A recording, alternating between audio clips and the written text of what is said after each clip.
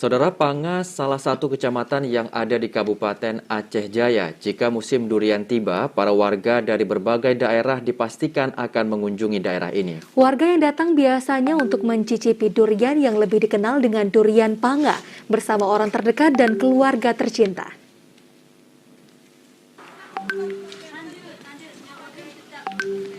Beginilah suasana warga yang ingin mencicipi durian di Kecamatan Panga, tepatnya di Jalan Lintas Banda Aceh Melabuh, Desa Kutatuha.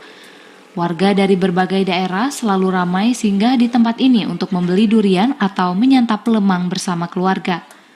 Durian Panga selain memiliki khas rasa tersendiri, kualitasnya juga terjamin, ditambah dengan harga yang tidak terlalu mahal sehingga sangat cocok dijadikan oleh-oleh dari Aceh Jaya.